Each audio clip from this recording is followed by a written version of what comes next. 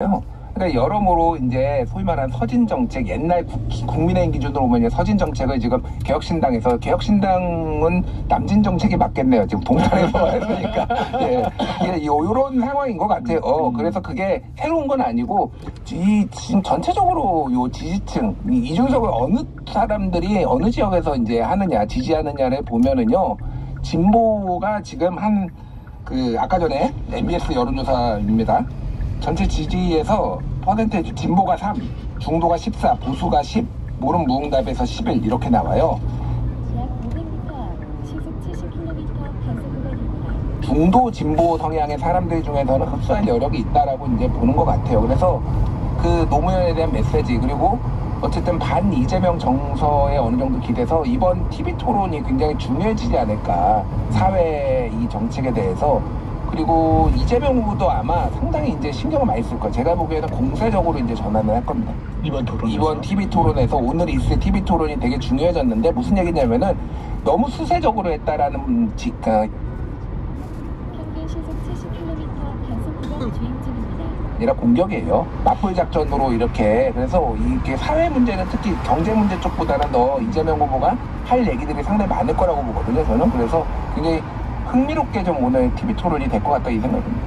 김준일 평론가님도 동탄 모델을 이 전국 선거에서 적용하기는 좀 어렵다고 보세요? 저는 계속 그 얘기 했어요. 이건 안 된다. 그러니까 이재명, 이준석 후보의 어떤 선거에 대한 감각, 능력, 저는 탁월하다고 봐요, 진짜로.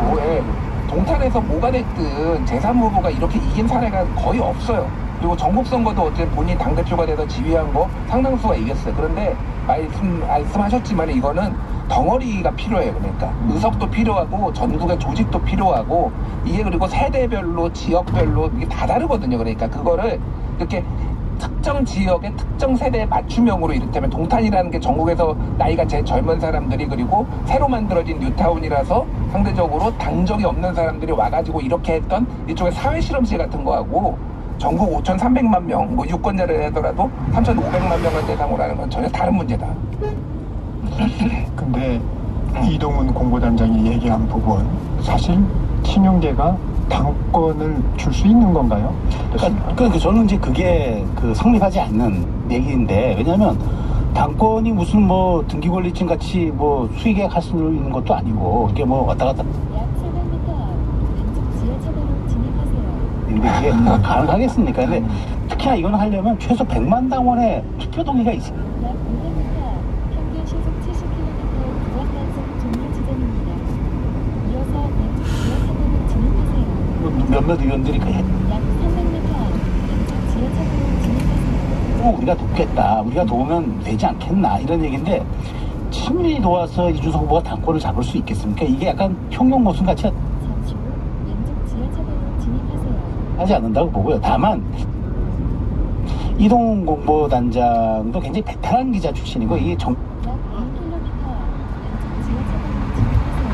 그 흐름을 놓고 보는 거죠. 지금 여기에서 우리가 조금 공간을 열어주거나 약간 여지를 열어주는 순간 우리가 이 블랙홀에 다 빠져들어간다. 지금 그나마 아까 말씀하신 대로, 김준일 평론가 말씀하신 대로 지금 약간 상승세를 탔는데, 여기 참으로 이렇게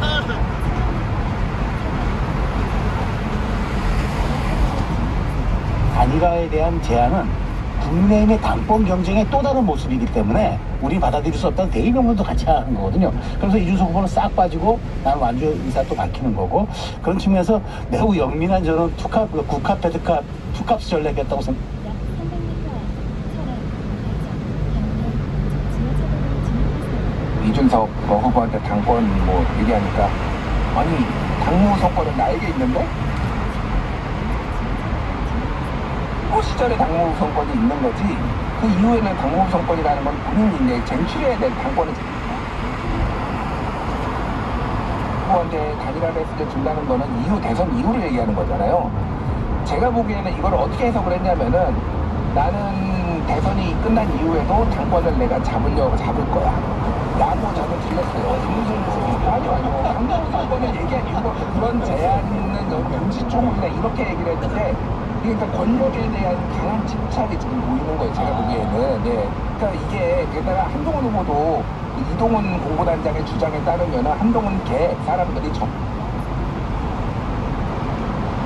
못했다라는 거예요. 친형들이 좀 오만했다. 제가 보기에는 본인들이 당권을 이 좌지우지할 수 있는 것도 아니지만 어쨌든 모든 시선은 지금 대선이 아니라 국내에는 당권으로 가 있다. 제가 보기엔 그렇습니다. 그래서 저도 여기서 합산을 보시면은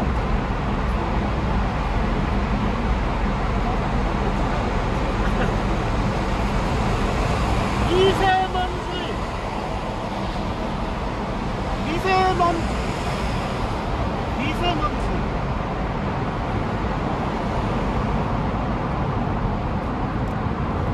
좋은데.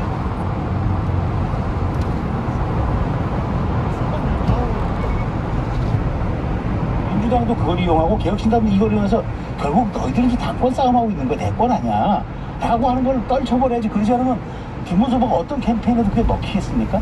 그러니까 저는 이게 참 너무 딱해서 흥미로운 분석이긴 하지만 참 제가 참 이거 안타까워서 드리는 말씀입니다. 박지원 의원은 그런 얘기 하더라고요. 한동훈 전 대표를 아는 것도 그것도 다 그렇습니다. 여기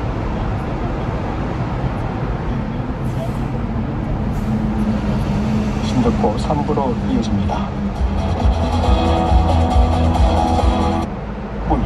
뮤지컬 지킬 앤 하이드 대전 6월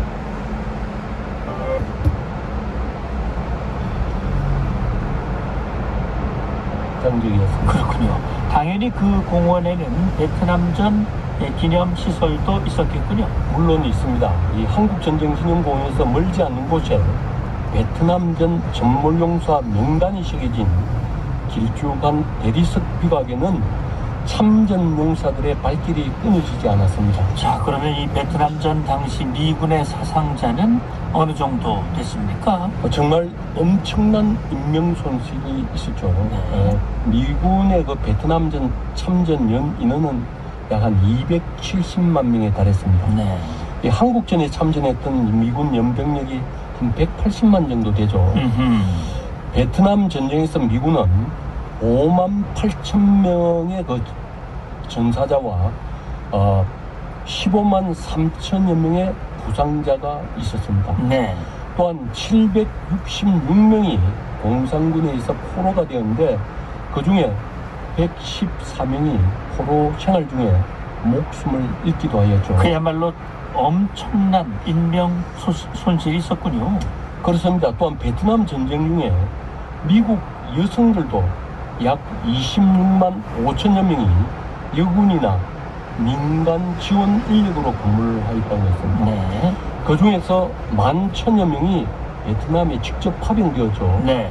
이들은 주로 의사나 간호사, 항공관제사 등 다양한 임무를 수행했죠. 이 베트남전 기념시설에는 베트남에서 사망한 8명의 여성 군인과 민간 여성 59명의 이름도 수모벽에 있습니다. 그렇군요. 자, 그 공원에는 미국 역사를 알 수 있는 박물관도 있겠군요.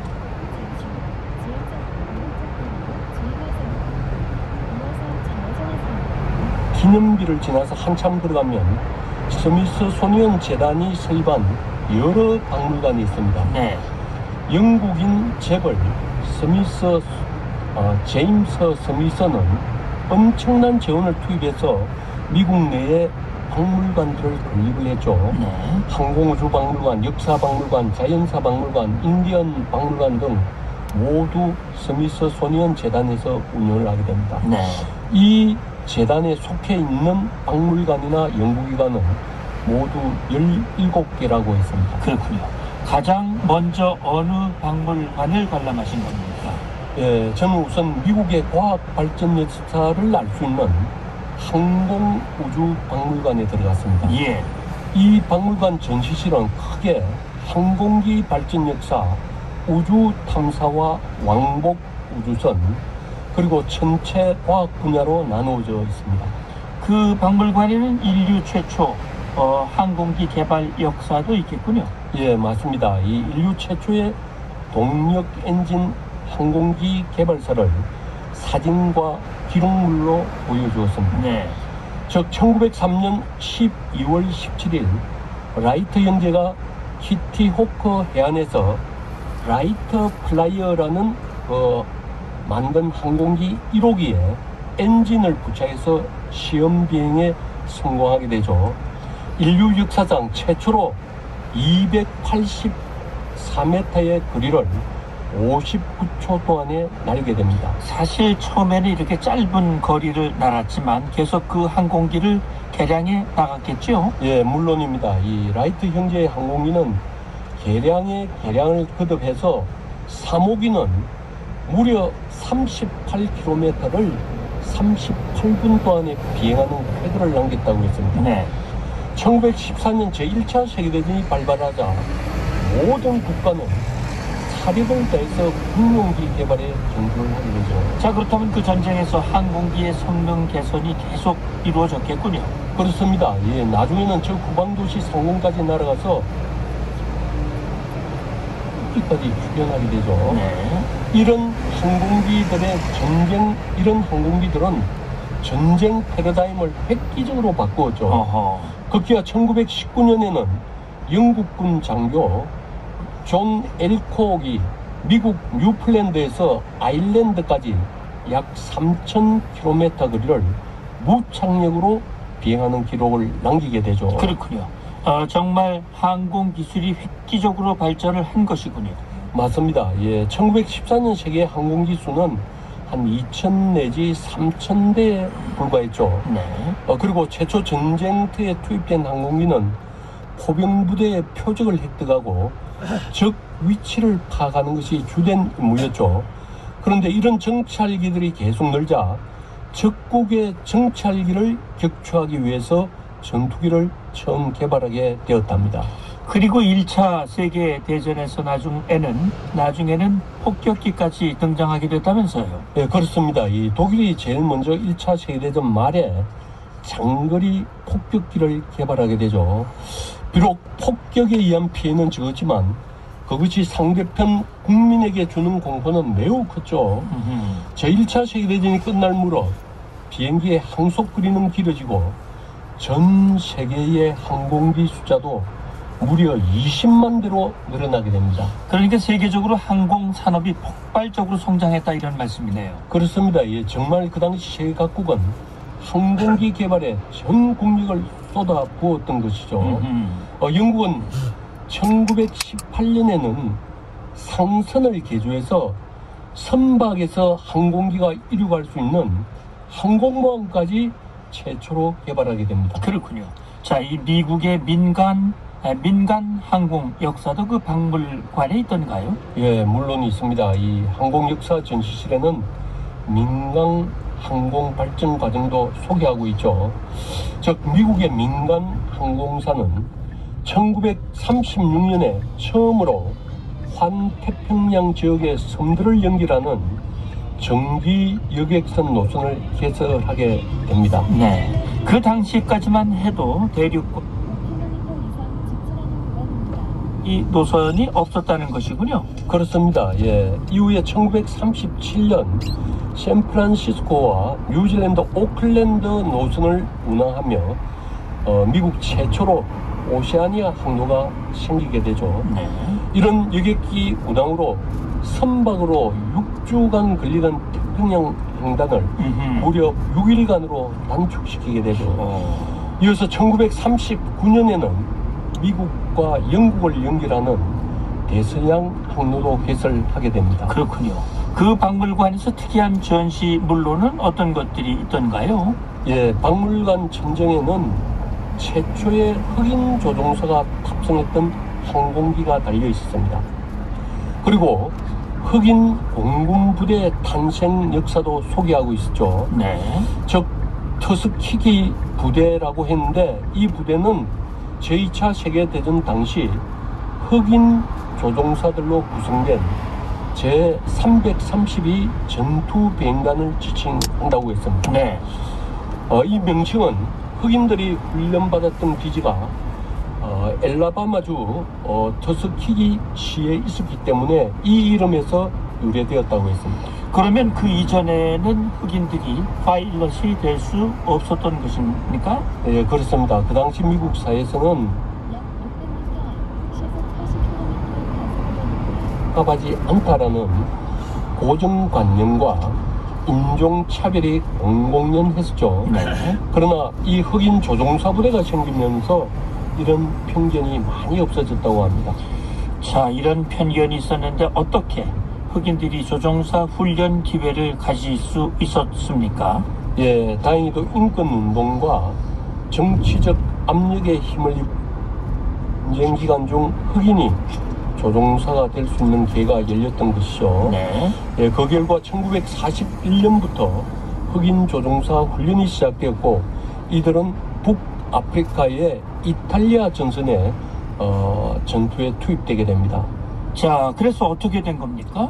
예, 흑인 조종사들로 구성된 제332 전투 비행단은 폭격기 호위 임무에서 적의 전투기로부터 폭격기를 잘 지켜내어서 레드테일스, 즉 붉은 꼬리라는 별칭까지 얻게 됩니다. 그렇군요. 이 부대의 활약으로 흑인에 대한 네?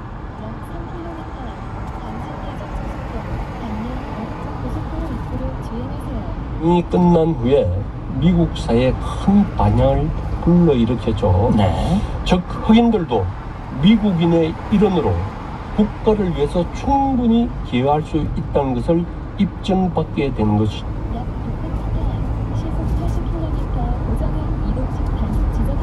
네, 이 항공 역사 전시실을 지나면 과거 미국이 생산했던 전투기와 민간 항공기 수십 대가 진열된 장비 진열실이 있었습니다. 그리고 이 전시 공간을 지나면 과학 역사의 총직결체인 우주탐사 역사실이 나옵니다. 네. 사 과정은 어떻게 설명하던가요? 예, 가장 먼저 1950년대 소련의 인공위성 개발 과정부터 소개를 했습니다. 네. 즉 1957년 10월 4일 소련의 R7 로켓을 이용한 인공위성 스푸트니크 1호 발사는 우주탐사 경력의 신호탄이 되었답니다. 네. 최초의 우주선 발사는 소련이 먼저 시작한 것이군요. 그렇습니다. 만약 소련이 이 우주 발사용 로켓에 핵탄두를 장착한다면 미국은 속수무책이었죠. 미국은 곧바로 항공우주군, 요즘 흔히 얘기하는 나사죠. 네. 이 항공우주국을 설립해서 대응에 나서게 됩니다.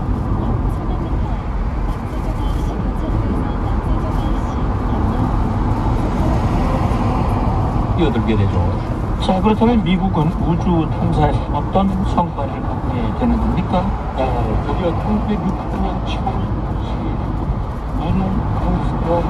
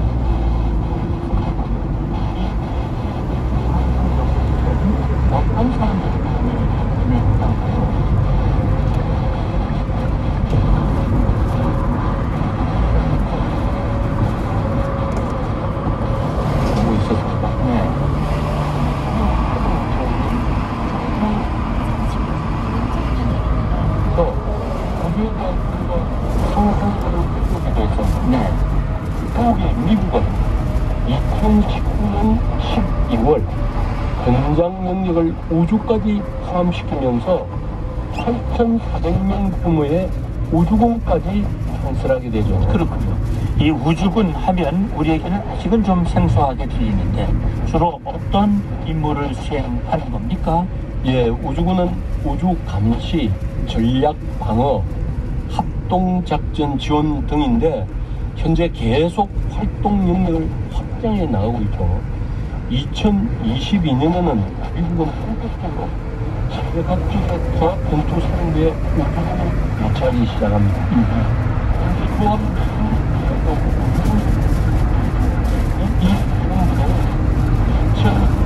이 사령부는 2022년 12월 14일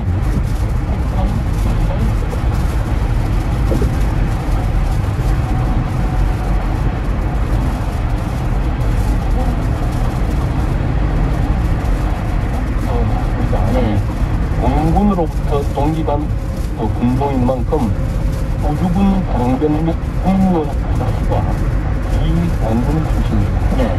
작년 2020년 6월 미 공군 산업 독립 전체 최초로 우주군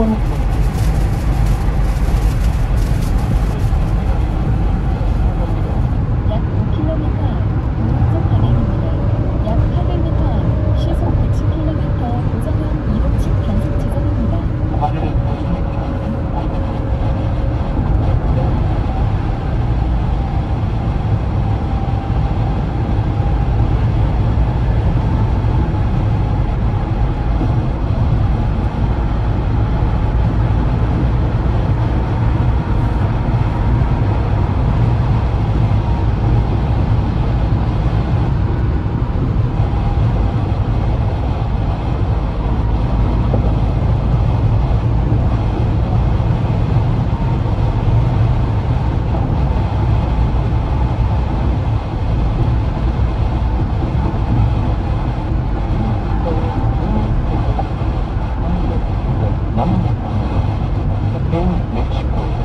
시속 110km 이동식 단속 구간입니다.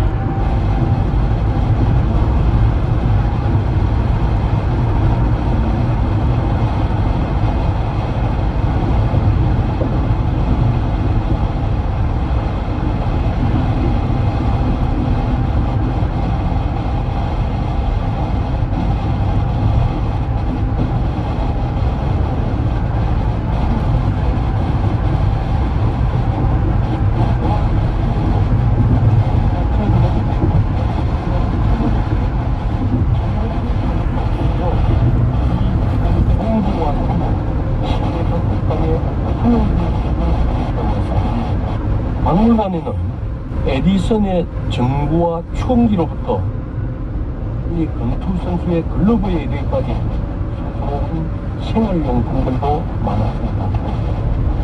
그러면 우리 한국과 관련되는 전시물은 어떤가요? 있었습니다. 인사 전시 공간에 한국 전쟁 비극의 역사가 언급되어 있었습니다. 약 2km 앞 유성 JC에서 호남 고속도로 의지선 전진 방면 오른쪽 방향입니다. 뭔가 한국 전쟁 군복과 약 800m 시속 60km 단속 구간입니다.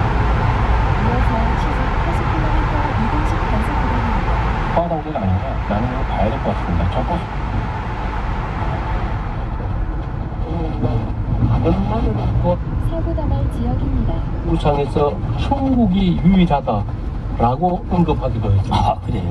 도움을 받던 나라에서 도움을 주는 나라로 성장한 국가는 대한민국이 유일하다. 약 1km 앞 호남 고속도로 의지선 전진 방면 오른쪽 방향입니다. 분홍색 유도선을 따라 주행하세요. 예의 전쟁 유적지를 찾아서 지금까지 한국군사문제연구원 신경태 박사와 함께 하셨습니다.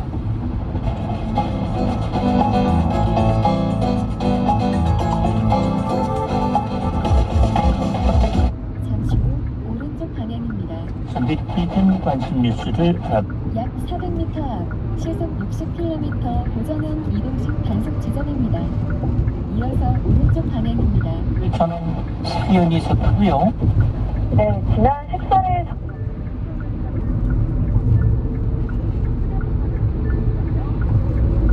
에 있는 제1기동대를 찾았습니다. 당직 근무 잠시 후 시속 60km 고정형 이동식 단속 지점입니다.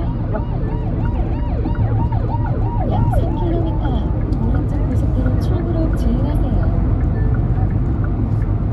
이어서 버스 회사들에까지 하나하나씩 확인을 한 끝에 202번 버스에서 분실물을 발견했습니다. 네. 통상 분실물 민원은 지역 관서로 이관이 되지만 외국인의 경우 이 습작물 인계 조치에 오랜 시간이 걸리는 점과 사람이 당장 3일 뒤에 다시 제주를 떠나는 점을 고려해서 오경위가 이렇게 직접 대응에 나선 건데요. 경찰의 친절에 감동한 두 관광객은 이후 감사의 마음을 담아 손편지까지. 약 2km 앞 유성 IC에서 유성 방면 오른쪽 고속도로 출구로 주행하세요. 평균 시속 100km 단속 구간 주행 중입니다. 했다라는 내용과 함께 제주가 정말 안심하고 여행할 수 있는 따뜻한 도시임을 느꼈다고 적어서 감동을 더했는데요. 오경이는 당연히 해야 할 일을 했을 뿐이라며 겸손한 소감을 밝혔고요. 네티즌들은 덕분에 제주가 다시 오고 싶은 여행지가 됐을 듯 국위선양 제대로다라며 엄지를 시켜 세웠습니다. 예, 박수를 보내드리고 싶습니다. 복지 혜택을 받았던 주민이 후원자로 돌아온 감동적인 사연이 전해졌다고요? 네, 인천의 한 종합복지관에서 따뜻한 선순환의 사례가 전해졌습니다. 한박 약 1km 앞 유성 방면 오른쪽 고속도로 출구로 주행하세요. 을 받았던 고려인 동포 한 분이 최근 정기 후원자로 등록을 했다고 하는데요. 이분은 과거 의료비와 생활비 부담에 시달리며 복지관에 도움을 요청했고 이후 긴급 의료비 지원과 상담을 통해서 위기 상황을 극복해냈습니다. 예. 현재는 지방을 오가며 이 잠시 후 오른쪽 고속도로 출구로 주행하세요. 이어서 유성 톨게이트입니다. 정기 기부를 결심했다고 하는데요. 복지관의 김대호 관장은 이 복지의 본질은 단순한 물질적 지원을 넘어서 사람 간의 신뢰의 순환임을 다시금 일깨워준 사례라고 평가했습니다. 네티즌들도 도움을 받던 사람도 언젠가는 도움을 주는 사람으로 성장할 수 있다는 걸 보여줬다라며 이런 소식이 더 많이 들립니다. 300m 앞 유성 톨게이트입니다. 이어서 우회전하세요. 오른쪽 차로를 이용하세요. 예, 모범 부부상 수상자로 선정이 됐다죠? 네, 서로를 지탱하며 삶의 역경을 함께 이겨낸 부부들의 사연이 전해졌습니다. 특히 감동을 준 주인공은 팔없는 마라토너 김황태 씨와 그의 아내 김진희 씨인데 잠시 후 우회전하세요. 이어서 우회전하세요. 운전사고로 두 팔을 잇는 사고를 겪었습니다. 하지만 진희 씨는 몸이 아니라 사람을 사랑했다라며 결혼을 선택했고요. 이후 황태 씨는 2020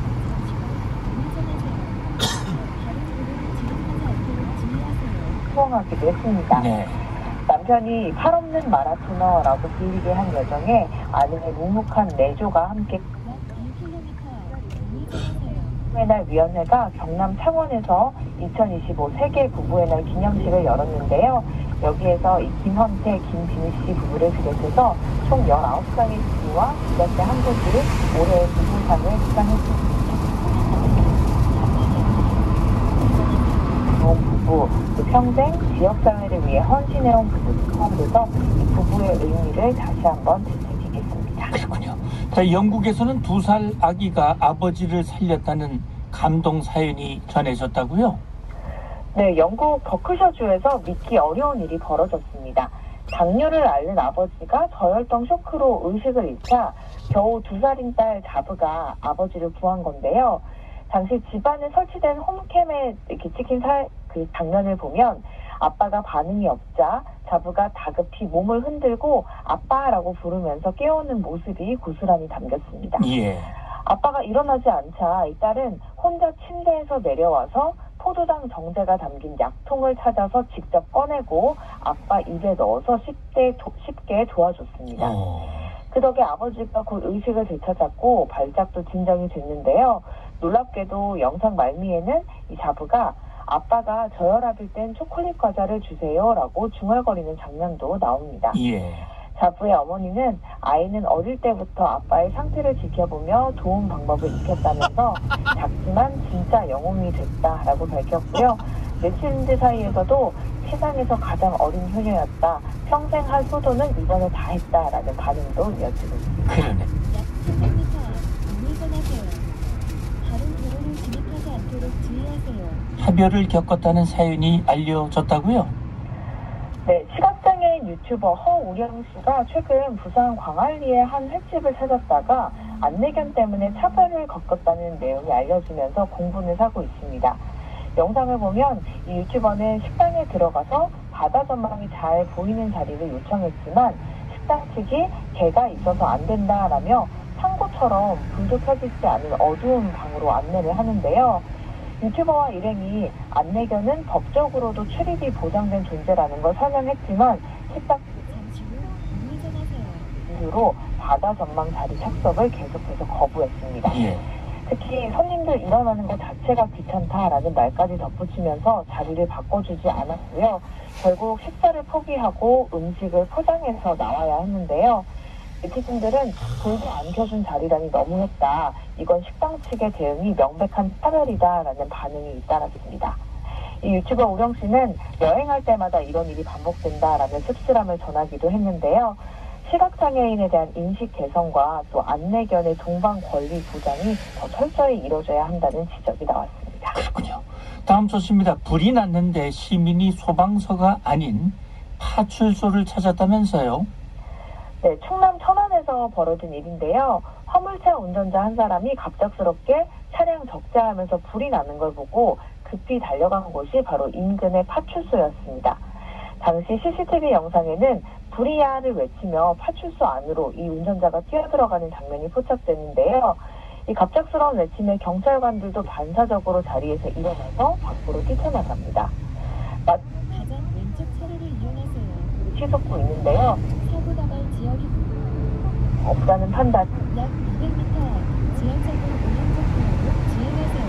다행히 경찰관들은 평소 교육 받은 대로 침착하게 소화기를 들고 화재 진압에 나섰습니다. 잠시 후 지하철로 오른쪽 도로로 주행하세요. 인데요. 자칫하면 차량 폭발 위험자도 있었던 긴박 약 400m 앞 우회전하세요.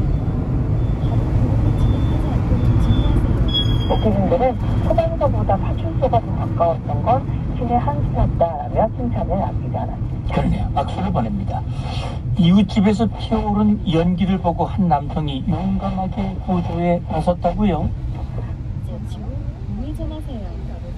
다른 도로를 진입하지 않도록 주의하세요. 길을 지나던 노자연 씨가 인근 주택에서 새카만 연기가 솟구치는 걸 목격하고 위급한 상황이란 걸 직감했다고 합니다. 네. 주저없이 이 연기가 자욱한 집 안으로 들어가서 잠을 자고 있던 20대 여성을 깨워서 대피시켰고 이어서 비치된 소화기로 약 700m 앞 우회전하세요. 이 재현 씨의 빠른 판단과 침착한 대응 덕분에 불길은 주변 펜션이나 비닐하우스로 번지지 않았고 다행히 인명피해도 나지 않았습니다. 육군 중령 출신인 재현 씨는 평소에도 소방 안전교육에 적극적으로 참여하고 또 가족들에게도 소화기 사용법을 지도해온 것으로 알려졌는데요. 홍천소방 사고 다발 지역입니다. 20일에 표창장도 수여를 했습니다. 예. 재현 씨는 당연한 일을 했 우리 집 주변에 도착하여 영상 안내를 종료합니다. 용감한 행동이었다. 진짜 이웃이 누군지 보여줬다라며 박수를 보냈습니다. 박수를 보내드리고 싶습니다. 최근 아르바이트 시장에서 초단시간 알바가 늘고 있다고 하는데 어떤 이유 때문인가요? 네, 요즘 아르바이트 구인 공고의 5건 중 1건은 하루 5시간 미만, 그러니까 주 15시간을 넘지 않는 초단시간 일자리라고 합니다. 이런 현상이 두드러진 이유는 자영업자들의 인건비 부담 때문인데요. 주 15시간 이상 근무하는 근로자에게는 주휴수당을 지급해야 하기 때문에 이걸 피하려는 흐름이 확산되고 있는 거죠. 이 주휴수당은 주 15시간 이상 일하고 근무일을 개근하면 7시 하루치를 추가로 받는 제도인데 자영업자 입장에서는 인건비 부담이 될 수밖에 없습니다. 특히 최저임금이 오르면 주휴수당도 함께 오르기 때문에 이중 부담이 된다는 건데요. 이로 인해서 실제 구직자들은 근무 시간은 짧지만 출퇴근 시간은 똑같이 소요해야 하는 어떤 비효율적인 근무 조건에 불편함을 느끼고 있고 실질적인 소득 향상도 구하기 어렵다는 입장인데요.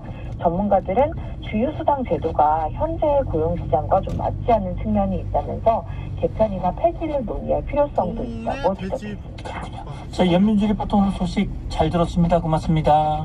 네, 감사합니다. 오늘 퀴즈 정답은 1번 인민반장이었죠. 1928번님, 북한 소식을 들을 때 가끔은 비현실적인 느낌이 들어요. 감시당하는 삶. 1984, 빅브라더의 현실 버전이겠죠. 요즘 날이 더운데 퀴즈에 오싹한 아침입니다 하셨네요. 9555번님, 인민반장 잘 부탁합니다 하셨습니다. 8167번님, 북한 동포들도 잘 살면 좋을 텐데 안타깝네요. 3223번님, 손바닥으로 하늘을 가린다고 속일 수는 없겠죠. 언젠가는 모든 게 들불처럼 퍼져 나갈 겁니다. 하셨습니다. 예, 2201번님, 평양에는 항상 인구를 제한하는데 이 인민반장이 그 인원을 솎아낸다군요. 권력이란 게 원래 무섭다지만 북한 김정은 화제 아래서는 더욱 무서운 것 같습니다. 예, 문제에 참여해주신 여러분께 감사드립니다. 북한 변화를 위한 꾸준한 노력이 필요해 보입니다. 정답 보내주신 분 가운데 휴대전화 뒷번호 8812번님, 1210번님께 준비한 선물 보내드리겠습니다. KFN 라디오가 보내드리는 금요일 국방광장은 여기까지입니다. 저는 다음 주 월요일 아침 7시에 다시 찾아뵙겠습니다. 지금까지 프로듀서 강한빛, 작가 유인병, 조예찬, 기술 김영구, 진행에는 문성묵이었습니다. 고맙습니다.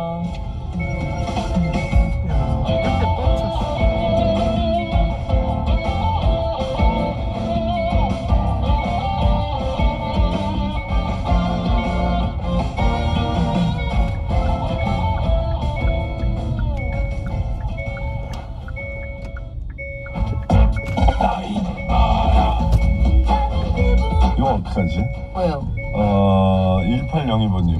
안녕하세요. 제가 지난주부터 진짜 궁금했던 건데요. 너무 헷갈려서요. 두 분이 진짜 아빠와 딸 부녀지간인지요? 부자지간이에요. 모자지간이기도 하고. 모자지간이에요. 아빠예요. 맞아요. 딸이에요. 안지환? 안예인의 신나는 라디오. 아직도 저희가 부녀인 줄 모르는 사람이 있다고요? 제발 모르는 사람이 없게 해주세요. 제발요. 내일 오전 11시부터 1시까지 KFN 96.7에서 만나요.